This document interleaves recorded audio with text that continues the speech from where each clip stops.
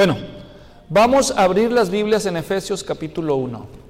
Efesios capítulo 1, por favor. Efesios capítulo 1. Hace un poco más de un año yo comencé a enseñarles a ustedes de la carta de los Efesios, pero el año pasado hicimos una pausa y prediqué un resumen de toda la Biblia. Hoy vamos a ver un repaso de la carta a los Efesios capítulo 1.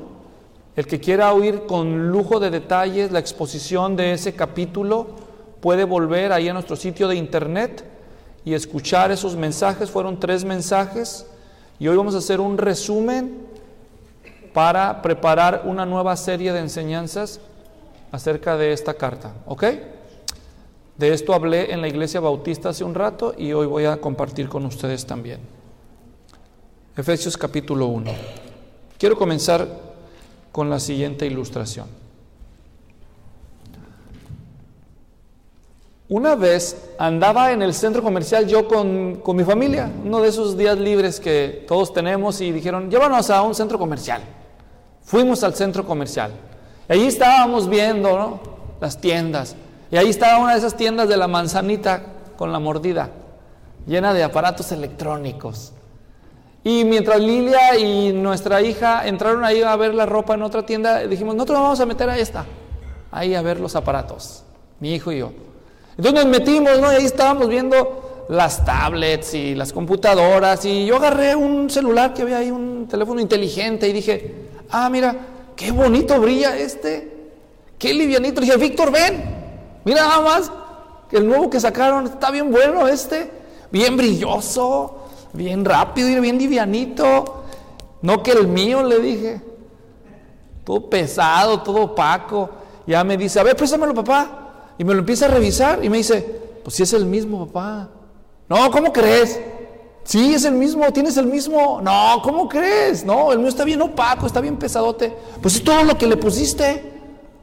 Es el case, y aquí le pusiste que para proteger la pantalla, pero es el mismo. No, ¿cómo va a ser, hijo? A ver, y lo pelé todo, dije, ¿en serio? No, y hasta le quité la cascarita de encima.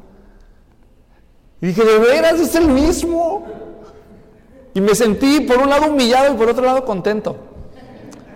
Humillado de que no sabía que tenía el que yo andaba envidiando, ¿no? Y luego al mismo tiempo me sentí contento porque dije, pues ya lo tengo. Y no sabía. ¡Qué suave! Este cuento, bueno, no es cuento, esta experiencia, esta anécdota que me pasó en realidad acá en el centro comercial de la otra ciudad, me sirve para introducir el mensaje de hoy. ¿Saben que a veces nosotros somos como ese smartphone?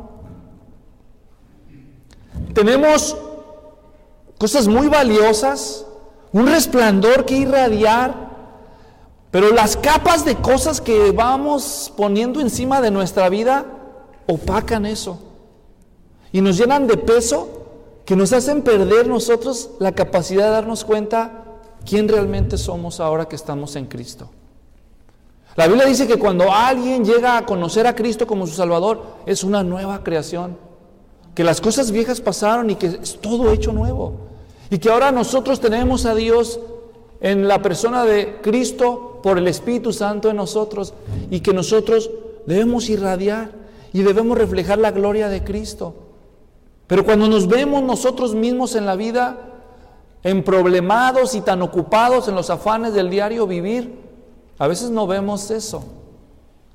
Cuando te encuentras atorado en las discusiones frecuentes en tu matrimonio, cuando estás lidiando con un hijo que parece no razonar, cuando vas a tu trabajo y tienes un jefe que es muy abusivo, cuando ves tu estado financiero y ves que está en números rojos, se acerca el fin de mes, tienes que pagar la renta y los demás gastos. O sea, por donde le buscas, te ves tan ocupado, tan atorado en las cosas del diario vivir, que no te sientes muy glorioso. Y luego dices, voy a tratar de adquirir algo de fuerza. Y vas y lees la Biblia, y a veces sientes como que el mensaje que lees ahí en la Biblia, como que no, dices, es que esto Es que los retos que yo enfrento aquí en mi diario vivir, lidiar con este compañero de trabajo tan insoportable, ¿cómo voy a ayudar a mi hijo a que entre en razón? O sea, no le hallo, o sea, pues sí, el pastor nos dice que leamos la Biblia, pero es que son otros tiempos, a veces piensas tú. Dices, no le hallo, la Biblia es muy espiritual, yo soy aquí muy terrenal, tengo que resolver. Los biles no esperan, dicen los que tienen que pagar, ¿no? Fíjense bien, nosotros en la vida nosotros a veces somos como banderitas que se acomodan para donde sopla el viento. En otras palabras, a veces nuestra vida y la alegría y el gozo de nuestra vida comienza a ser determinado o condicionado por los problemas que nos empiezan a llegar, por las personas que nos rodean y por las circunstancias que están fuera de nuestro control. Entonces, si la gente que nos rodea nos trata bien y es buena con nosotros, andamos contentos, pero si no, se nos cae la alegría. Si reviso el cheque y no me dicen, no, me pagaron las horas que no eran, entonces se nos cae la alegría. Si las cosas andan bien en mi matrimonio, me siento muy bien, y si no, ando de capa caída. Y es normal, pues todos somos susceptibles al desaliento. Pero luego hay otros cristianos que no importa lo que les pasa, cuando tú los miras, se ven contentos, se ven siempre con una palabra de esperanza, siempre con gozo. Son como magnéticos, como que irradiaran alegría a pesar de lo que pase. Pareciera que ellos viven en otra realidad, como que los problemas no los alcanzaran. Pablo era uno de esos. Cuando Pablo escribe la carta a los Efesios, ¿dónde estaba? ¿Alguien recuerda? En la cárcel.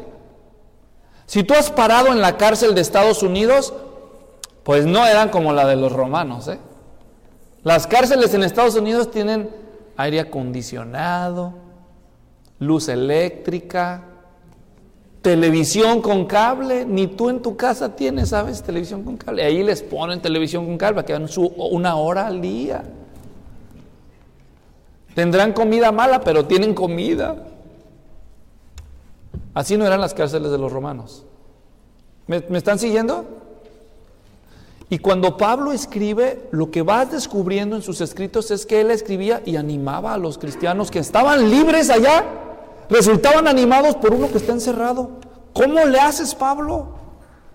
¿Cómo le haces tú para mantener la perspectiva del estado de ánimo y hasta para contagiar a otros y fortalecer la fe de ellos? ¿Cómo le haces tú?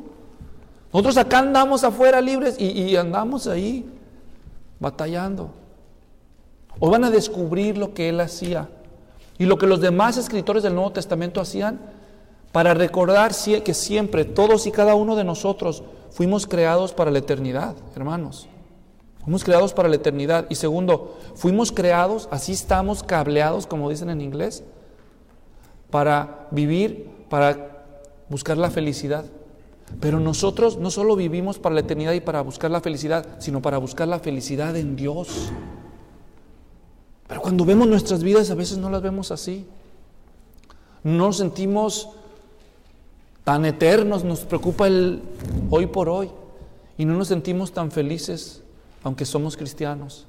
¿De dónde sacaba Pablo la alegría y la perspectiva? ¿Saben de dónde?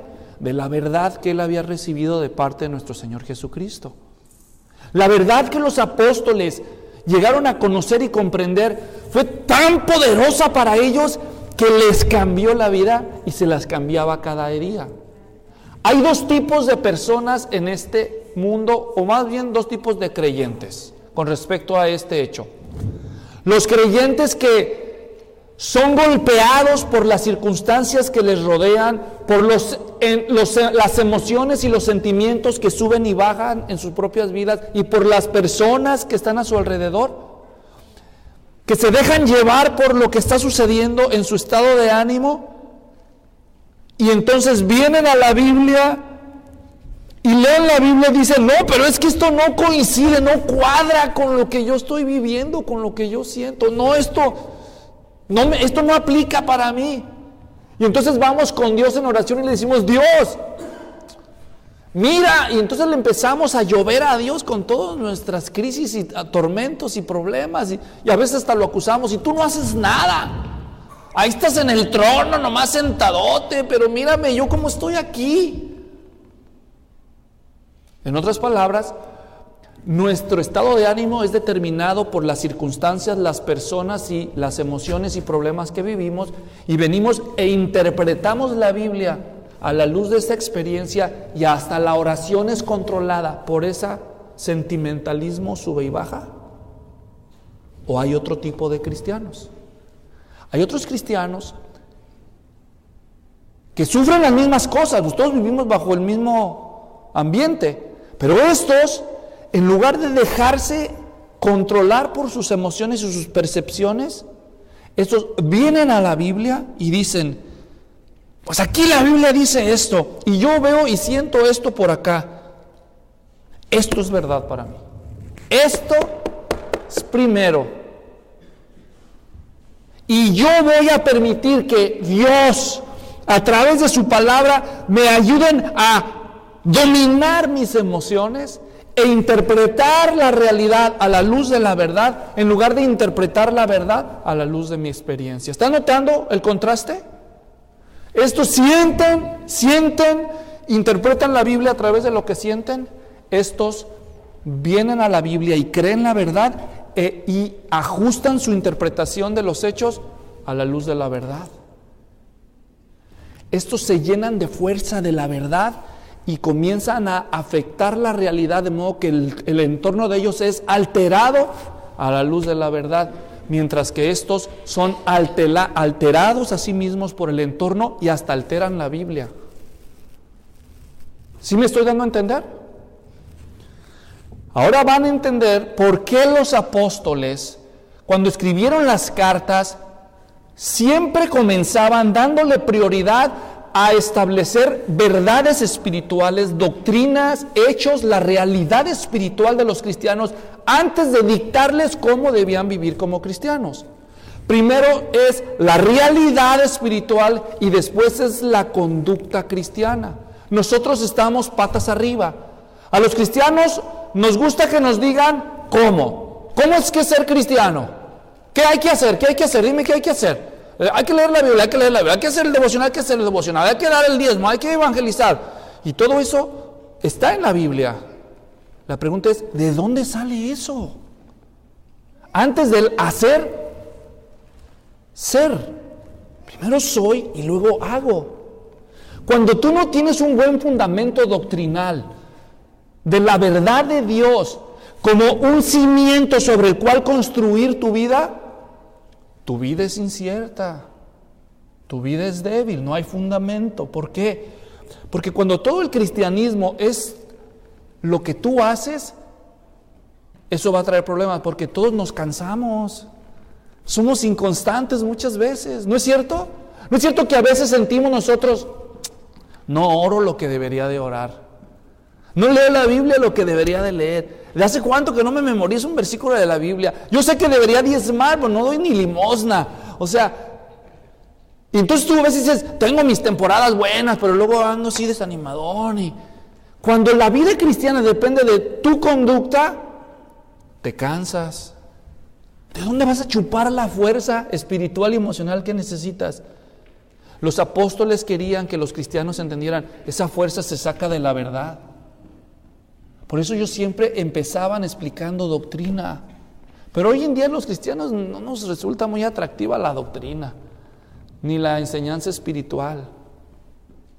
A mí dime los 3 pasos para tener un matrimonio feliz, 5 pasos para criar hijos perfectos, 3 pasos prácticos para duplicar mis finanzas bíblicamente. Y puro hacer, si nos gusta, y hay lugar para eso en la iglesia de Dios. Pero hay algo mejor que eso. Un fundamento sólido, la verdad. La verdad nos haría libres, dijo Jesús. La verdad transforma. La verdad espiritual. Todos nosotros vivimos en el filo de la eternidad. Cualquier día nos sorprende la muerte y las cosas van a cobrar sentido.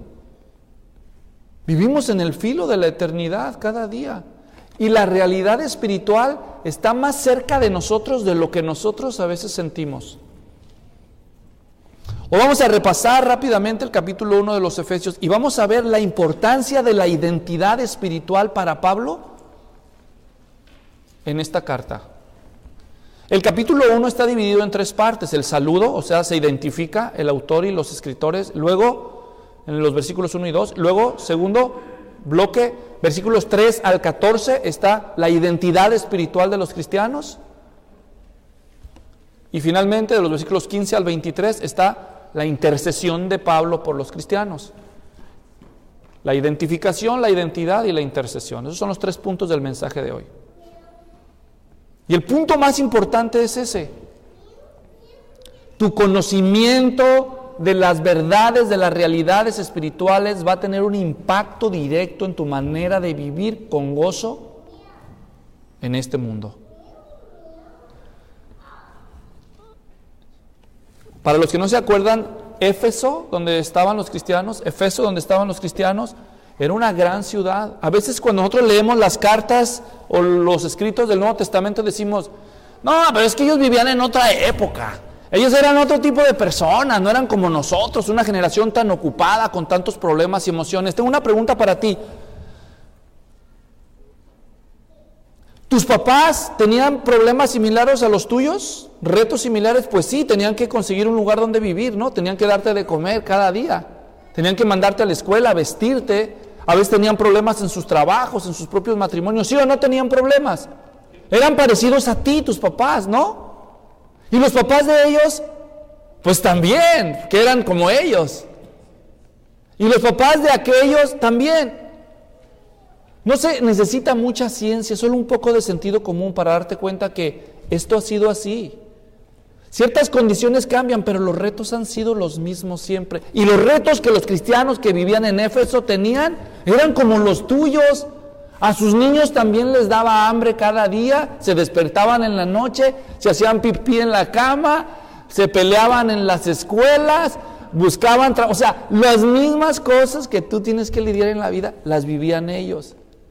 Seguro que ellos estaban diciendo, Pablo, dinos algo que nos anime. Y Pablo se pone y les escribe sus bendiciones espirituales. ¿Qué? No empieces, Pablo. Dinos otras cosas. Eso de las bendiciones espirituales, déjalo para los cristianos que viven 2000 años después. Ellos iban a pensar en el futuro.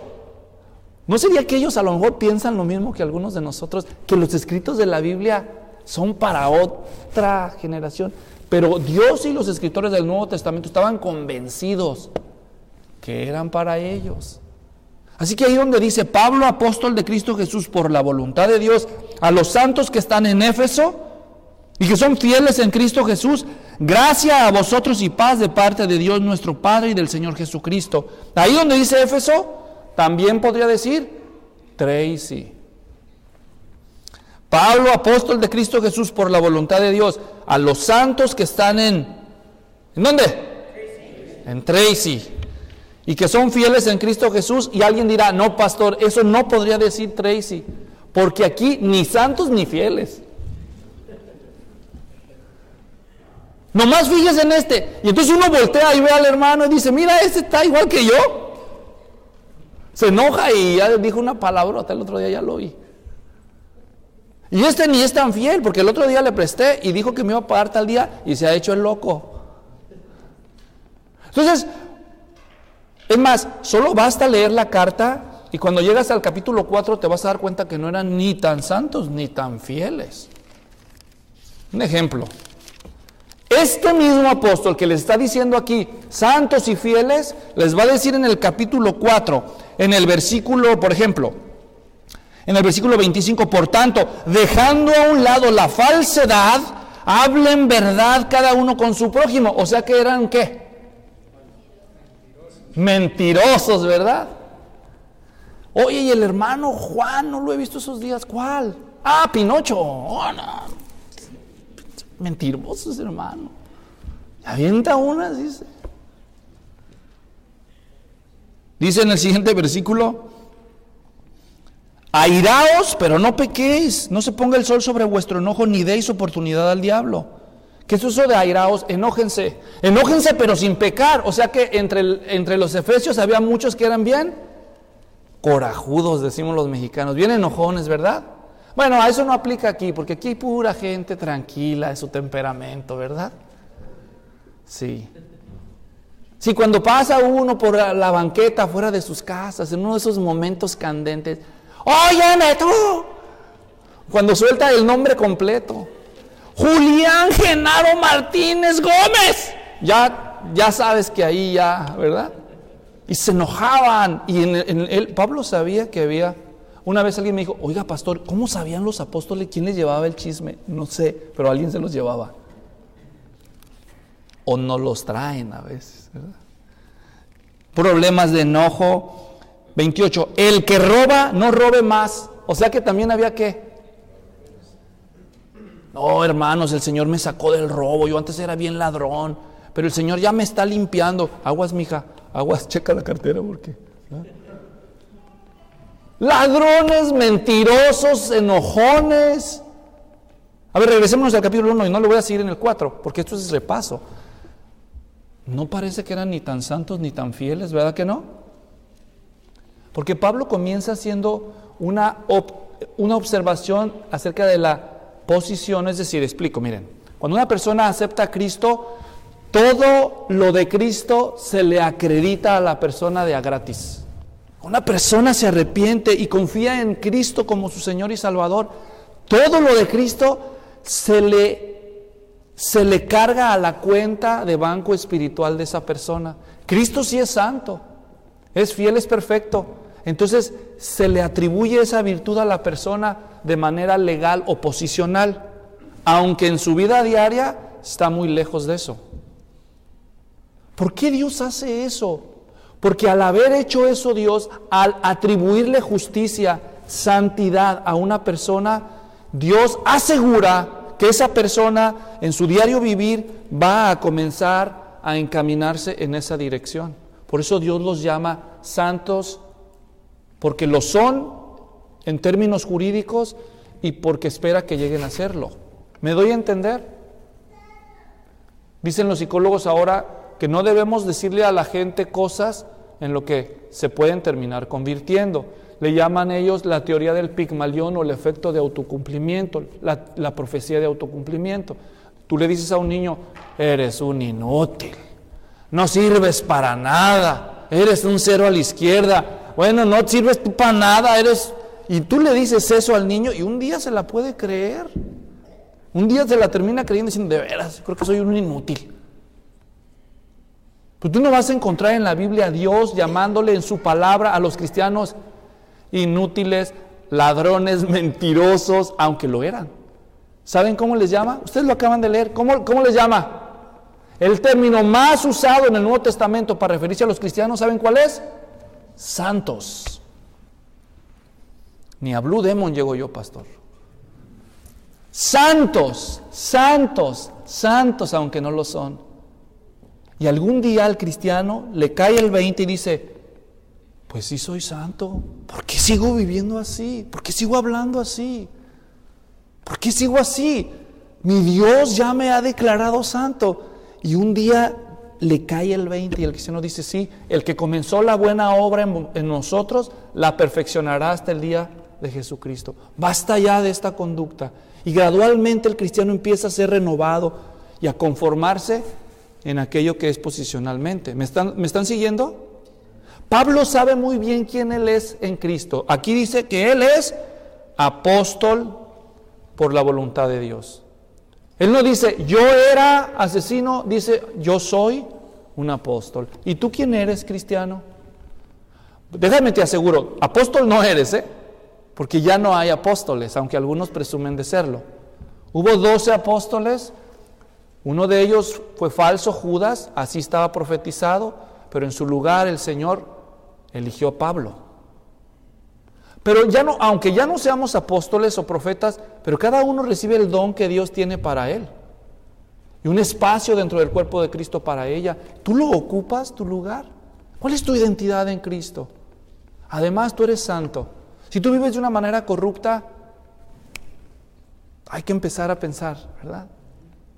Esa es la identificación que Pablo hace de él, del autor y de los creyentes, y luego les dice: gracia a ustedes y paz de parte de Dios nuestro Padre y del Señor Jesucristo. Ustedes ya les he enseñado la forma en que los hebreos se saludaban era shalom. En hebreo significa paz en español. Shalom, hasta el día de hoy así se saludan muchos judíos. Shalom, paz. Y el Nuevo Testamento trajo la claridad de la gracia de Dios para los cristianos y ellos adoptaron un nuevo saludo. Shalom por la herencia hebrea y gracia por la revelación de Cristo. Entonces usaron el saludo gracia y paz. Y es el saludo que los apóstoles pues cultivaron, acostumbraron a usar para los cristianos. Y una vez que Pablo ha identificado su persona como el autor y el de los lectores, él va a proceder a empezar una oración. Fíjense la oración de él, versículo 3. Bendito sea el Dios y Padre de nuestro Señor Jesucristo. Esta es una oración de bendición, es una oración de adoración a Dios. ¿Me están siguiendo? Hay diferentes formas de orar. La forma más popular de orar para los cristianos es oraciones de petición. ¿Me doy a entender? Cuando la gente, hay que orar, la mayoría de los que escuchan e interpretan, le vamos a pedir a Dios algo. ¿Me doy a entender? Pero hay otras formas de orar que no es pedir. Y esta es una de ellas, es bendecir, es alabar o glorificar a Dios, y aquí lo está bendiciendo. ¿Observaron eso? Bendito sea el Dios y Padre de nuestro Señor Jesucristo. ¿Y por qué lo bendice Pablo a Dios? Dice, porque nos ha bendecido con toda bendición espiritual en los lugares celestiales en Cristo. Pablo está bendiciendo a Dios porque Dios nos ha bendecido. ¿Se dan cuenta? ¿Ven la correlación?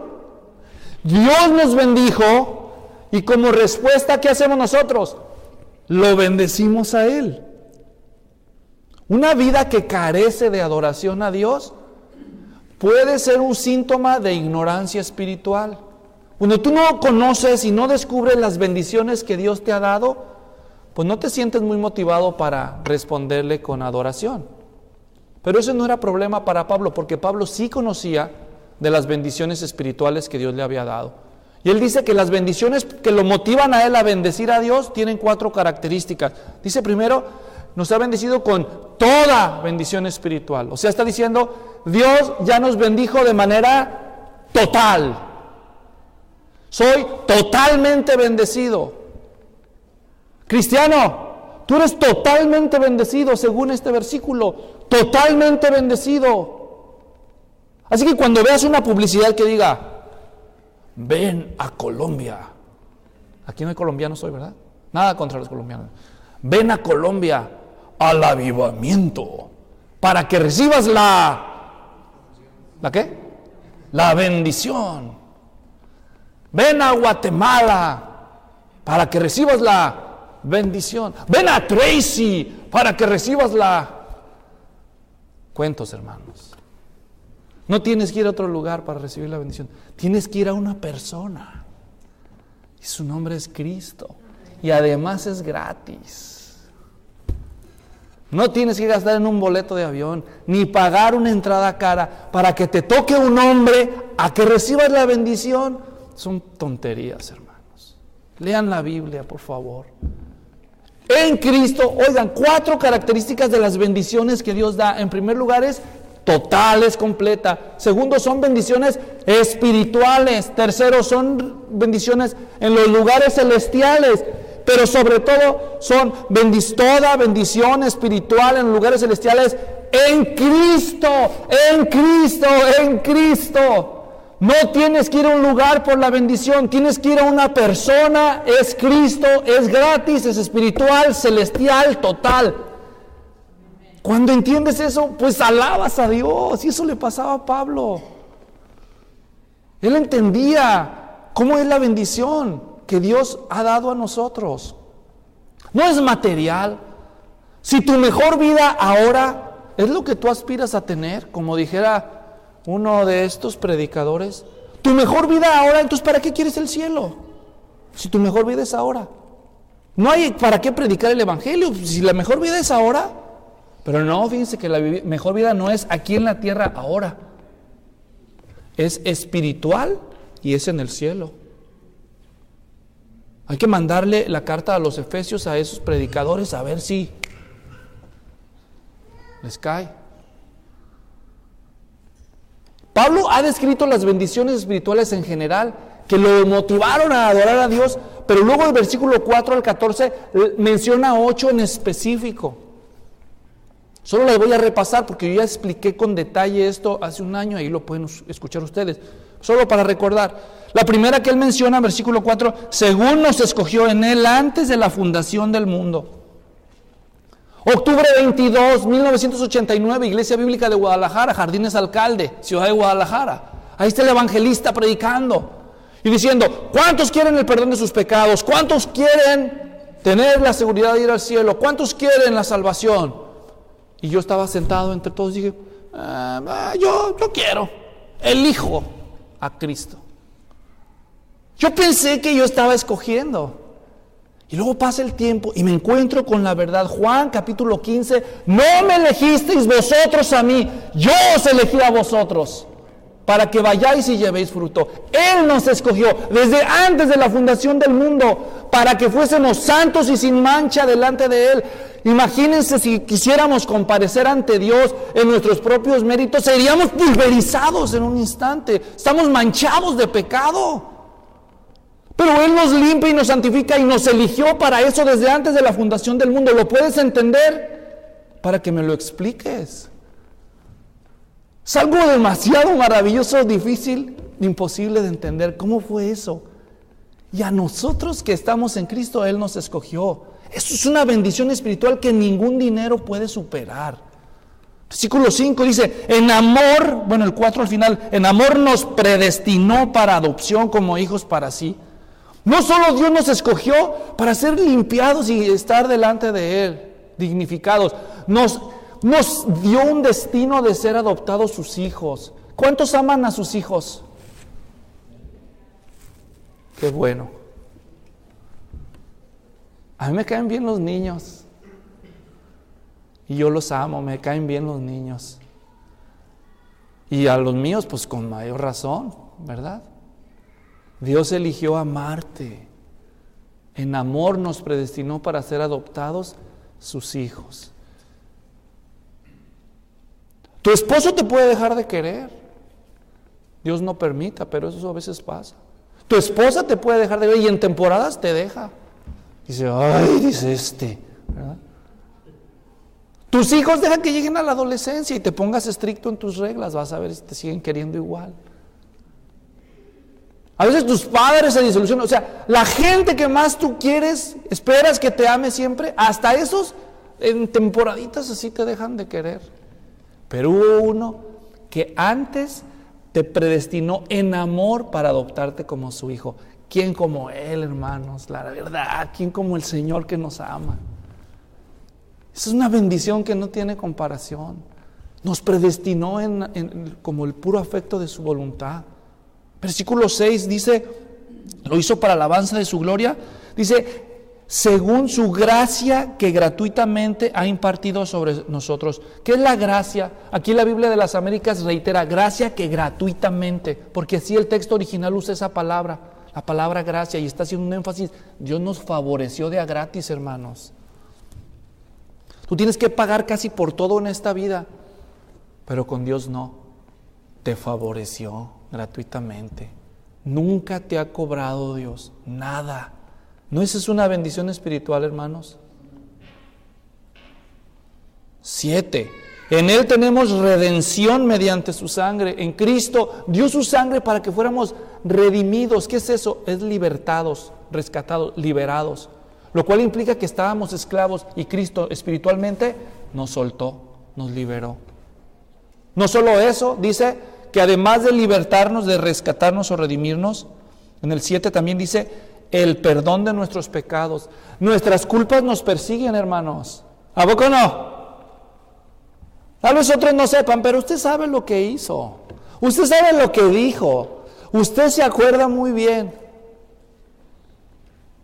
pero Dios te perdonó. Dios te perdonó. ¿No vale eso? La culpa que nos persigue por sobre todas las cosas hacia el día del juicio. Y el día del juicio, Dios va a decir: yo te conozco, Luisito, yo te vi, pero yo te perdoné también. Imagínense qué alivio eso representa para nosotros en vísperas del día del juicio. A pesar de cómo eres, y Él te perdonó, todos te perdonó, todas, por la cruz de Cristo. Qué bendición espiritual. Versículo 8. Que ha hecho abundar las riquezas de su gracia, ha hecho abundar para con nosotros en toda sabiduría y discernimiento, nos dio a conocer el misterio de su voluntad. Esto está diciendo Pablo. Otra bendición espiritual es que Dios abrió un secreto que estaba reservado, oculto, y en esta generación nos lo dio a conocer. ¿Cuál es el secreto? Ahí lo dice él en el siguiente versículo. Dice, con miras, versículo 10, a una buena administración en el cumplimiento de los tiempos, es decir, de reunir todas las cosas en Cristo, tanto las que están en los cielos como las que están en la tierra. Esto es lo que está diciendo él. Hermanos, bendición incomparable. A nosotros se nos dio a conocer algo que había sido un secreto por todas las generaciones anteriores. O sea, desde el Antiguo Testamento, los creyentes en el Antiguo Testamento conocieron de Dios, sus planes y sus propósitos. Algunos hasta tuvieron encuentros con Dios, pero ellos no sabían algo que se supo en el Nuevo Testamento. Que todo lo que Dios ha planeado, ordenado y establecido y ha venido cumpliendo, todo eso tiene un solo canal. Todos los planes y propósitos, todas las cosas, todos los tiempos, todas las cosas en el cielo y en la tierra, todo converge en un hombre. Dios hombre, su nombre es Cristo. Cristo es el eje de todo. Todo gira alrededor de Él. Todo fue creado por Él. Todo fue creado para Él. Todo el tiempo, Cristo es el centro. Así fue el designio de la voluntad de Dios. Ellos no sabían eso. Ellos solo hablaban de Dios en términos generales. No sabían que algunos de ellos, los encuentros que tuvieron con Dios, en realidad estaban encontrándose con Jesucristo. Que los ritos que ellos hacían y algunos de los eventos que vivieron eran ejemplos de Cristo y su obra. Y acá se nos da a conocer clarito. Y se nos ha dado a conocer a nosotros que somos cristianos que Él es el mero mero, hermanos. ¿Cuál virgen? ¿Cuál papa? ¿Cuál pastor? ¿Cuál religión? ¿Cuál profeta? Jesucristo. Jesucristo no es uno entre muchos. Es el creador y el sustentador del universo. Y todo gira y depende de la palabra de su poder. No hay nadie como Él. Y tú ya lo entendiste. Es algo maravilloso que Dios hizo. Una bendición espiritual reservada para pocos. Y tú eres uno de esos. Versículo 11. También hemos obtenido herencia. Pues ¿dónde, pastor? Porque yo estoy bien quebrado. Rento, no tengo ni siquiera casa propia. Y la que rento a veces no ajusto para la renta. Mire el carro que traigo. No han visto el mío. Mire, o sea, yo no tengo herencia. ¿Cuál herencia? Más ni papeles tengo, pastor. Pues sí tienes una herencia. No es una herencia terrenal. ¿Cuántos tienen aquí 80 años? ¿Alguien ya tiene 80 años? Casi, pastor, pero todavía no, dicen. ¿Cuántos quieren vivir 80 años? ¿Cuántos quieren vivir 100 años? ¿Y los demás qué? Ahorita les hacemos el favor aquí saliendo, si quieren ahí los aventamos a la calle. Mira, si Dios te concede vivir 100 buenos años, ¿qué son buenos 100 años comparados con la eternidad que nos espera? Nada, ¿verdad que no? La herencia que el Señor ha asegurado para ti es, ¿entienden? Nadie te la roba. Aquí teníamos un tablero de básquetbol afuera en la iglesia, alguien nos lo robó. Ni en la iglesia respetan. Yo sé que no fue ninguno de ustedes, pero si no, ya tráiganlo, no sean así. Se llevaron nuestro tablero de básquet de la iglesia. Tengo un amigo en Guatemala que llegó uno a tocar a su puerta cuando él no estaba y le dijo: señora, me mandó fulano que le pase la Biblia Thompson, esa de estudio, la cara, la bonita que la ocupa. Se robaron la Biblia Thompson de su propia puerta. No respetan los ladrones nada, hermanos. Pero la herencia que nosotros tenemos es celestial, es asegurada. Una herencia que dice ahí, dice: obtení una herencia habiendo sido predestinado según el propósito de aquel que obra todas las cosas conforme al consejo de su voluntad, a fin de que nosotros, que fuimos los primeros en esperar en Cristo, seamos para la alabanza de su gloria. Una herencia espiritual. Y algunos efesios seguramente dijeron: es una herencia espiritual. Yo ahorita, ¿quién me asegura que voy a llegar allá? Pablo, mira cómo soy, bien inconstante en mi fe. ¿Qué tal si dejará de creer y me pierdo? Quizás ellos pensaron eso por lo que Pablo va a decir inmediatamente después, y se adelanta y les dice, versículo 13: en él, en Cristo, también ustedes, después de escuchar el mensaje de la verdad, el evangelio de su salvación, y habiendo creído, fueron sellados en él con el Espíritu Santo de la promesa, que nos es dado como garantía, algunos leen arras, de nuestra ¿qué? Herencia. Sí, yo sé que hay una herencia eterna para los que lleguen allá con el Señor, pero yo vivo aquí, Pablo, y como que yo soy medio inconstante, todavía no estoy seguro si ¿qué tal si me muero en el camino y me pierdo? No te vas a perder. Dios te ha dado un adelanto espiritual para asegurarte que vas a heredar eso. ¿Cuál adelanto? El Espíritu Santo. Es como esos negocios que hacemos hoy, yo ya lo he explicado varias veces. Donde tú vas a hacer un trato, pero no lo puedes pagar todo, entonces das un enganche, decimos nosotros, un down payment, un adelanto, ¿sí o no? Yo te prometo que te compro esta casa. Bueno, dame 20,000 de adelantado, down payment. Pero si no la pagas, ¿qué pasa con el adelanto? Lo pierdes. Aquí el que da el adelanto no es el cristiano, es Dios. Dios dice: yo he prometido que a los que están en Cristo van a tener una herencia eterna. Lo prometo. ¿Y si vas a cumplir? Dice: te voy a dar un adelanto del cielo. Y te da el Espíritu Santo como sello. Él te va a garantizar, te va a asegurar. Él es las arras. Las arras era un dinero, un depósito que le daban al papá de la novia, por si el marido la desamparaba. Con eso mantenía el papá a la novia rechazada. Ya pasaban 10, 15 años, el marido salió cumplidor, entonces el papá le daba ese dinero a la hija. Ese dinero es suyo, mi hija, ya lo puede disponer. Ya vimos que este es cumplido. El adelanto, la garantía, nos la da Dios. Te dice: arrepiente de tus pecados, confía en mi hijo, sigue a mi hijo, y yo te voy a dar la herencia eterna. Ay, pero es que soy medio inconstante. No te desanimes, yo mismo te voy a ayudar.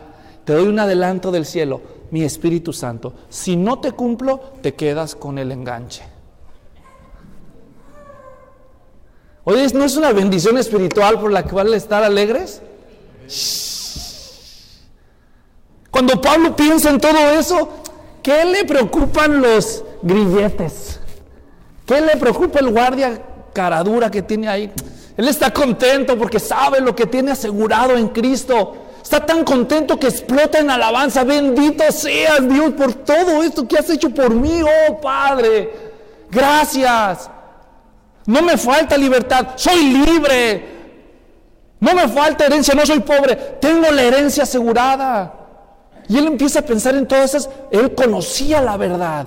Eso impactaba sus emociones, a tal punto que él rebosaba de entusiasmo y escribía para animar a otros. Y oraba y decía: oh Padre, yo te doy gracias por la vida de ellos y te pido algo. Pablo, a la luz de todo este entendimiento de la verdad, explotaba en alabanza y en intercesión. Y cuando él oraba, ¿tú qué hubieras pedido por otros cristianos? Pues Pablo, antes de pedir, daba gracias. Era su costumbre. Versículo 15: por esta razón también yo, y aquí estamos entrando al tercer y último punto, la intercesión. habiendo oído de la fe en el Señor Jesús que hay entre vosotros y de vuestro amor por todos los santos, no ceso de dar gracias. Fíjense bien, Pablo, en lugar de enfocarse en los defectos de los cristianos, porque él ya sabe que algunos son ladrones, mentirosos, corajudos, ¿sí o no? Ya lo vimos, ¿verdad? En lugar de fijarse en sus defectos, él educa su alma y sus ojos para ver su progreso espiritual. Él dice, ¿habrá algún progreso espiritual en estos mentirosos? Pues sí, mira, han tenido fe en el Señor Jesús. A pesar de cómo son, se siguen amando unos a otros. Ahí se ve la obra de Dios. Dios, gracias por la fe de ellos, gracias por el amor que se tienen. ¿En qué te concentras tú con respecto a tus hermanos?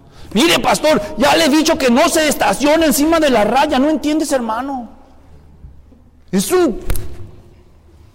Mire, ya le he dicho a esa señora que... Y a veces nosotros somos así, solo nos fijamos en los defectos. Ya me tienen cansados los de esta fila, me voy a aquella. Pablo entrenó su alma a decir, algo bueno tiene que haber en él. Bueno, casi nunca falta, quiere decir que le gusta la palabra, la oración, se ha perdonado, soporta a los hermanos. ¿Y tú? ¿Por qué das gracias a Dios? Pablo daba gracias a Dios por el progreso espiritual de ellos, primero, y segundo, pedía. ¿Qué pedía? ¿Tú qué pedirías por tus hermanos en Cristo? Ahora vamos a ver qué pidió Pablo. El que entiende la verdad, fíjense cómo ora. 17. En el 16 dice, no ceso de dar gracias, y en el 17, pidiendo que el Dios de nuestro Señor Jesucristo, el Padre de gloria, os dé un mejor empleo. ¿Eso dijo? 95% de las peticiones que viene la gente a pedirle a la iglesia, a los pastores, pastor, por favor, ore por mi trabajo, ore por mi salud, ore por mi familia, ore por cosas temporales, por cosas terrenales. Y no hay nada de malo en pedir oración por eso, y no se confundan, no lo estoy regañando. Cristo dijo, pedid y recibiréis. Pero Pablo no gastó tinta y tiempo en escribir ese tipo de peticiones aquí. Pedía otra cosa. ¿Qué pidió? Ahí dice, 17, yo le pido al Dios de nuestro Señor Jesucristo, el Padre de gloria, que les dé espíritu de sabiduría. Espíritu aquí con letra minúscula significa actitud, disposición de sabiduría y de revelación en un mejor conocimiento de Él, conocimiento pleno, epignosis en griego, conocimiento completo. Pablo está diciendo, mira Señor, tú ya nos diste todas estas bendiciones espirituales, pero todas estas me tienen embotado de alegría, todo lo que has hecho por nosotros, Señor. Bendiciones insuperables, incomparables. Yo te ruego, Padre, que les ayudes, que les abras el entendimiento, que les reveles, que puedan comprender, Padre, lo que tienen, que puedan comprender lo que son y lo que tú ya les diste, porque cuando eso suceda, sus vidas van a cambiar. Él ya les dijo lo que ellos son, lo que tienen en Cristo, y ahora les va a decir 3 cosas más que Él quería que ellos comprendieran. Versículo 18, mi oración es que los ojos de vuestro corazón sean iluminados para que sepan cuál es la, ¿qué? Esperanza. ¿Cuál es la? Esperanza, diga esperanza. Epidemia en Estados Unidos de depresión, crisis de ansiedad. Ahora hay veces que estos problemas obedecen a razones químicas, hormonales. No estoy hablando de eso, pero estoy hablando de una epidemia emocional que atormenta a la gente que vive en el mejor país del mundo, en el país más seguro y más próspero del mundo, y todavía hay una epidemia de desaliento y depresión. ¿Saben por definición qué es la depresión, la ansiedad? Pérdida de esperanza. Pablo dice, por favor, mi Dios, ayúdales a entender completamente cuál es la esperanza de ellos, del llamado, que les es una esperanza. Mira nomás, por favor que vean espiritualmente. Tienen una esperanza asegurada, Padre, por favor, que comprendan la esperanza que tienen. Segundo, versículo 18. ¿Cuáles son las riquezas de la gloria de su herencia? Las riquezas de la gloria de su herencia, Señor, que vean el resplandor de la gloria que les espera, toda esa riqueza allá, que no se fijen lo que les falta aquí. Ay, es que mire, ya se compró carro del año, yo sigo con la misma carcancha. Por favor, Dios, ayúdenle a ver la gloria de la herencia que les espera, la que de veras vale. Que por favor pongan en perspectiva, que no sigan valorando tanto lo presente terrenal comparado con la maravillosa riqueza del peso. Eso significa la palabra gloria en el Antiguo Testamento, pesado, valioso. No puede ser más pesado eso en tu vida que esto. Por favor, ábrele los ojos para que lo vean. La herencia, la gloria. Y número 3, versículo 19. ¿Y cuál es la extraordinaria grandeza de su poder para con nosotros los que creemos? Señor, que entiendan la herencia, que entiendan la gloria, que entiendan el poder que ya tienen. ¿No es un poder tan grande el que Dios le ha dado a los cristianos, a los que creen? Que es el mismísimo poder, versículo 20, que obró en Cristo cuando le resucitó de entre los muertos. ¿Es fácil resucitar un muerto? Este poder del que está hablando él, levantó a Cristo de los muertos. Número 2, lo sentó a la diestra de Dios Padre. Y número 3, le sujetó todo debajo de sus pies. Imagínense de qué poder está hablando. Versículo 21. 20. El cual obró en Cristo cuando le resucitó de entre los muertos, le sentó a su diestra en los lugares celestiales, muy por encima de todo principado, autoridad, poder, dominio y de todo nombre que se nombra no solo en este siglo, sino también en el venidero. Y lo sometió bajo sus pies, todo lo sometió bajo sus pies. Y a él lo dio por cabeza sobre todas las cosas a la iglesia, la cual es su cuerpo, la plenitud de aquel que todo lo llena en todo. Ese es el poder, supereminentemente gran poder que Dios ya nos ha dado a nosotros. Pero nosotros decimos, no, pastor, es que si usted tuviera este marido, no puedo con él, no puedo con él. No puedo con este hijo, pues no puedo con las mensualidades, pastor. No puedo cambiar. No puedo hacer dieta, miren nada más cómo estoy. Y Pablo los estaba oyendo a Luis Floriano y sus amigos, ¿no? Dicen, Padre, por favor, abre el entendimiento a este cabezón para que vea todo el poder. Claro que puede vivir. Pedro dijo, todas las cosas que son necesarias para vivir como Dios manda ya nos han sido dadas. Pero ahí sigue Luis diciendo, no puedo con esta tentación, no puedo perdonar, no puedo. No puedes. No puedes. Y ese poder levantó a Cristo de la muerte, ese poder sentó a Cristo a la diestra de la majestad, ese poder sujetó todas las cosas debajo de Cristo. Ya se te dio ese poder. Por favor, Dios, ayúdanos a comprender.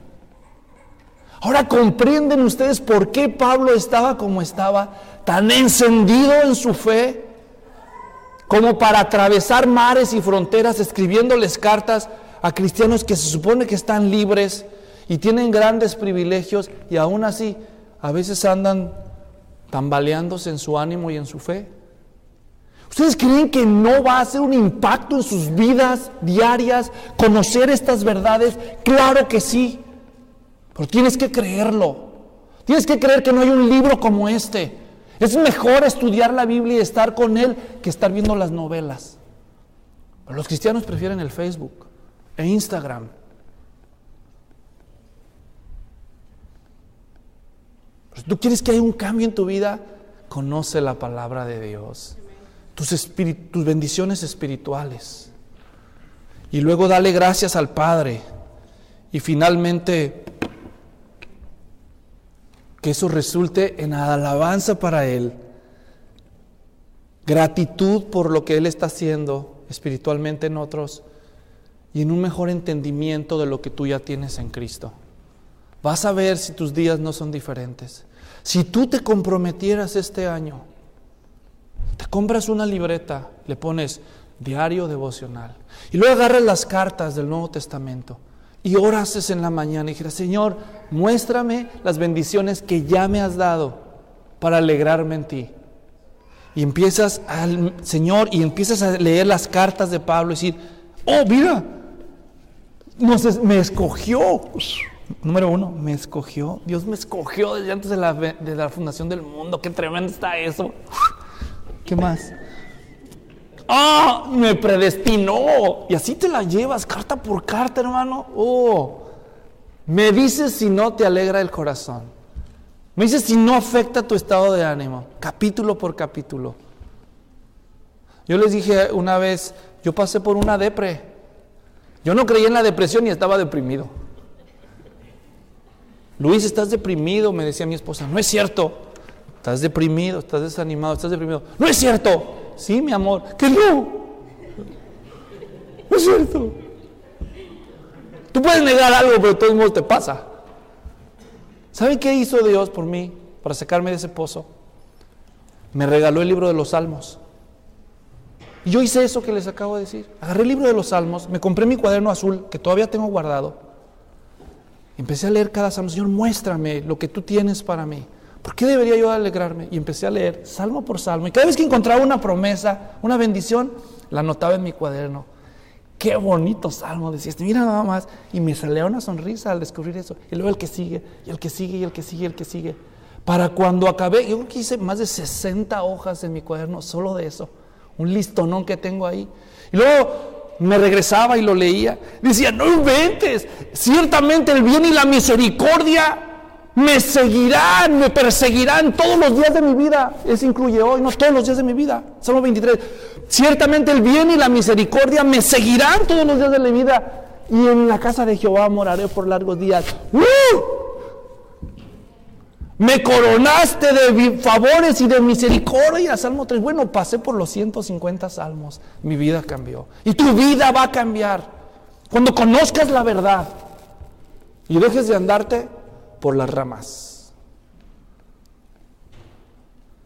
Dicen que esta pareja de recién casados, algunos de ustedes lo recordarán, en su luna de miel estaban abriendo los regalos que les habían dado. Una cajota, ay, que son unas ollas, ay, de las alemanas, qué bueno. Y acá, ¿qué? Hay un bat, el bat que siempre he soñado. Ay, no es cierto, esto no regalan en las bodas, ¿verdad? Un bat. Pero así estuvieron abriendo sus regalos, ¿no? Y luego abren esa cajita así chiquita. ¿Y este qué? A ver. Ellos vivían en Hawái. Y abren y unos guantes. ¿En serio? ¿Guantes? En Hawái, no inventes. ¿Quién dio eso? A ver. Bueno, pues hay que guardarlos, algún día hará frío. Y ahí los guardaron, ¿no? En el garage allá. Y ya pasaron 10, como 15 años. Y un día llegó el invierno a Hawái. Se puso frío. Entonces se acordó. ¿Quién se acordó? A ver. Ya se lo saben. Y la esposa le dice, mi amor, ¿te acuerdas de los guantes? ¿De los qué? De los guantes de la boda, el regalo. No, ya ni me acordaba. No, yo sí. Y va y los busca, ¿no? Y encuentra la cajita, la saca. Y dice, por fin vamos a estrenar nuestros guantes.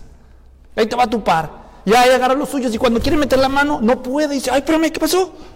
A ver. Tenía algo en cada dedito. A ver. Un billete de $100. Cada dedo. ¡Órale! Por 15 años pasando hambre. ¿Te acuerdas el mes que no pudimos pagar la renta? El otro que puras maruchas nos echábamos porque con 2,000 allí no es posible. No eran los guantes el regalo, era lo que traían adentro. Señor, mira mi matrimonio. Señor, mira mi enfermedad. Bendito sea el Dios y Padre de nuestro Señor Jesús, que nos bendijo con toda bendición espiritual en los lugares celestiales en Cristo. Wow, Señor. Yo te doy gracias, Señor. Porque todo lo que tú nos has dado, Padre, fue dado con un propósito. Para que entendamos que vivimos para la eternidad, para ser felices en ti, aún en medio de los sufrimientos, aunque estemos en la cárcel con cadenas, torturados, sin dinero, con frío. El corazón rebosa de alabanza, de alegría y hasta de entusiasmo para alentar a otros cuando entendemos tu verdad, todo lo que somos y lo que nos has dado en Cristo. Te ruego, con la máxima devoción y humildad, mi Señor, que ayudes a esta iglesia y a todos los que escuchen este mensaje y mi propio corazón y mi familia a abrir los ojos de nuestro entendimiento, que nos des un espíritu de sabiduría y de revelación para tener un entendimiento completo de quién es Cristo, de todo lo que nos has dado en Él, de la esperanza, de la riqueza de tu gloria y de la supereminentemente grandeza de tu poder para con nosotros. De modo que se traduzca esto en un estilo de vida digno del Evangelio. Esa es mi oración por cada uno de nosotros. En el nombre de Jesús. Amén.